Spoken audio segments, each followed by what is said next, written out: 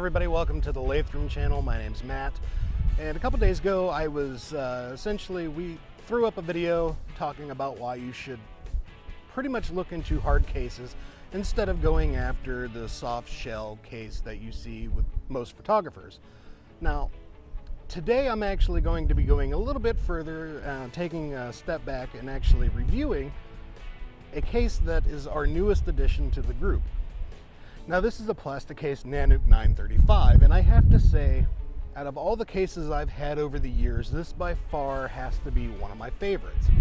Now I grew up in the military, well, not essentially grew up, but I worked for many years in the military where Pelican was used everywhere.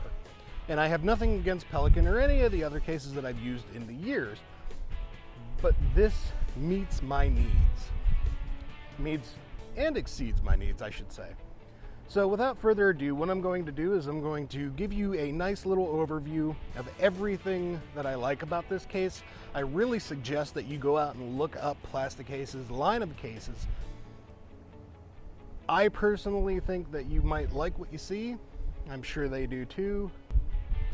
Now there's a few things that I want to start off with the 935 case. Now, as you can see here, I have the strap installed, which I will suggest if you end up getting a case from Nanuk, or at least from Plasticase, you should really look into a strap, because one of the cons when it comes to hard shell cases are they are a little bit heavier compared, well, they are quite a bit heavier compared to soft shell cases. You don't want to be carrying this all the time. Now, if you can see this, yes, it does have roller wheels in the back, something I originally thought that I would never use. However, I have been pleasantly proved wrong. But in addition to that, I would suggest looking into a strap.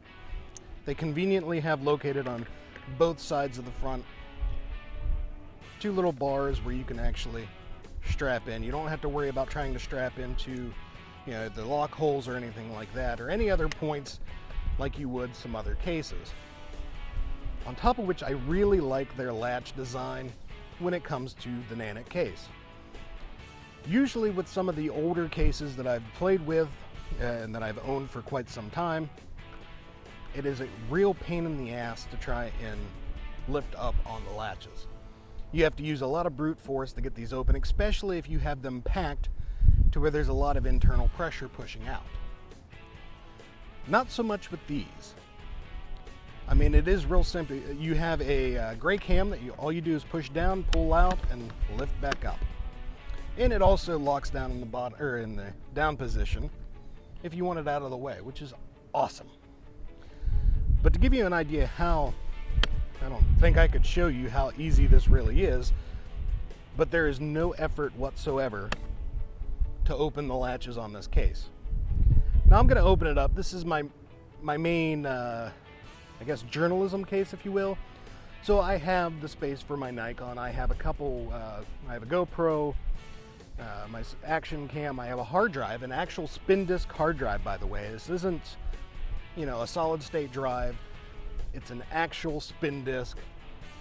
Some people might think that I'm a little crazy for that, but in all honesty, I beat the crap out of this case with a spin disc hard drive in here, and I've yet to have any, data errors, any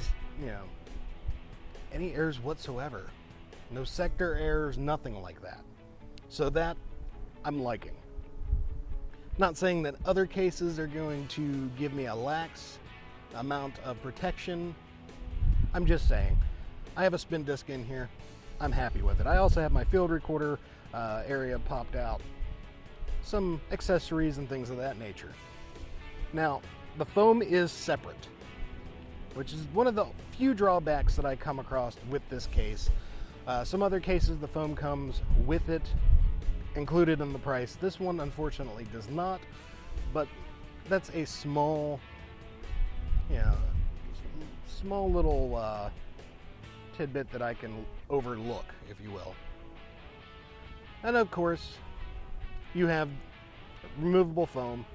If you can see this, and this is another reason why I'm loving the Plasticase cases, they actually have injected bosses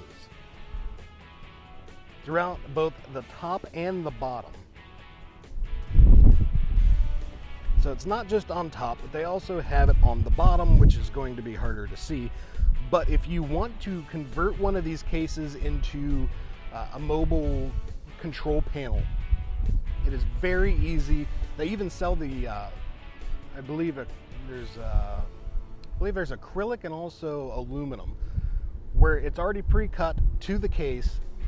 It's an optional accessory. So already pre-cut, already pre-drilled with all the holes. You don't have to sit there and guess on anything. You don't have to try and plastic weld anything. There's not a whole lot of, I'm going to try and epoxy this in place. Everything's set up. All you have to do is essentially screw it down. Then you have a solid metal or solid plastic cover that you can then put switches or monitors, control sticks, what have you, into a case. Absolutely awesome. As you can see, it's got an O-ring in it. It is IP67 certified, or the IP67 standard, meaning that it is dustproof, which is what the 6 stands for, and the 7 basically just stands for that you can put this into a meter of water for 30 minutes and you don't have to worry about any water aggression at all. So if you're out on a boat or you're in a very heavily wet climate, if you're, in the Pittsburgh area or Seattle, anywhere that it rains nonstop half the time, definitely something that you want. You don't want a cheap case that's going to leak and cause you a whole lot of grief. Another interesting and amusing little bit that I found with this case is you do have the ability to remove the lid. There's a pin on each side, or either side, that you could remove if you want to completely remove the lid and just run the base, or just run the lid completely folded open, however you want. They give you that option. And I absolutely love it. This is one of those cases that got me into thinking about making a mobile monitor system for when we're on location filming. Because one of the issues that I have with taking monitors out on location is half the time they're not really secure, half the time they're not protected, especially in transport. This would eliminate all of that. Of course, you have the breather board on the front, you have a handle on the side that also snaps down, which is something that might seem rather small and ancillary, but I really like it. You have metal bosses at your locking points, which is molded in. Some of those cases out there do not have that, which is something that I've never understood. It has a telescoping handle, which I will show you that more in a moment. And you also have a spring-loaded handle at the top that tucks that away. Keeps it out of the way, but is always there if you need it. And as I said, it does have rollers on the back.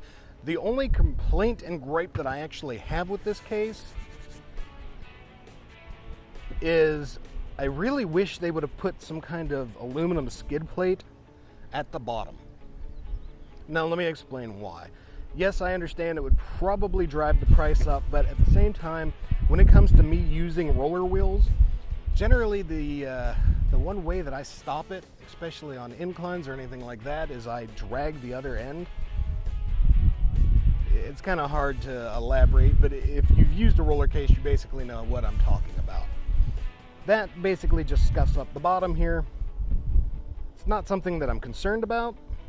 I just kind of wish they would have added a little bit more protection in this area here, aside from these two extrusions. Something a little bit more beefy that could deal with concrete, asphalt, things like that. Let me close this up real quick and I'll show you the back.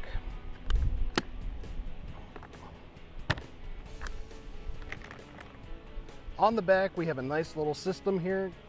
Keeps the telescoping arm tucked away so it can't get caught on anything. It's not on the inside, it's not taking up space on the inside. And at the same time, you also see these four extrusions here, which gives you the ability to stack these into the recesses on the top lid. So even though it is a wheeled, case, you still have the ability to stack multiple, one on top of the other, and not worry about it just sliding all over the place. Final thing I'm going to touch on with this case is the telescopic handle. Now, some of those cases out there, I'm kind of annoyed because it comes up so far, and as I'm trying to carry it drag it behind me, I end up kicking the back of my feet on the case. Luckily enough, the guys over at Plasticase thought a little above and beyond. You have two different positions that the telescoping handle will actually peg out to. And it's a locking handle, by the way, if you haven't caught on to that already. To finish this video out, I have to say the build quality is absolutely fantastic. And I honestly gotta say that this is one of the few cases that I would actually trust my equipment with. Ditch the cheap, crappy ones off of eBay, ditch those cheap aluminum things that you see in the stores, save up a little bit of money, and buy a true, tested, waterproof plastic hard case. Some of you may be wondering how much this thing cost. Well, as configured with the strap, with the foam and the lock, you're looking, depending on if you get it from Nanuk or you get it from another supplier online, you're looking at anywhere from $160 up to about $250. Now that's a huge jump, but if you do a little Google searching and a little bit of online marketplace 101, you could definitely find it for about 160, 170 bucks. This one I specifically found in this color for about, I think it was 172 and change, free shipping. Now, when it comes down to that, you still may be thinking, well, that's a lot of money. If I break it down and I say, okay, well, what do I have in this case? I have 3 cameras. I have, a GoPro, an action cam. I have my Nikon digital SLR. I have a digital field recorder, a couple mics, some accessories, plus half the time I rock my MacBook Pro, which, yes, a 15-inch MacBook Pro will fit in this bad boy, plus a hard drive for dumping raw video. I'm well over $3,000 sitting in this case. I would much rather spend $200 on a case that's going to protect all of my stuff than have to go through and possibly do insurance, paperwork, and have to go out and buy all new stuff and so on and so forth. It's really kind of a no-brainer for me. Now, I'm talking about build quality and whatnot. I have beat the living crap out of this case. I don't know if you can see it or not. There's a bunch of scrapes and gouges on here, but well, let's see. It's got thrown into a lake. It's been dragged behind a boat in a lake. It's fallen out of the truck.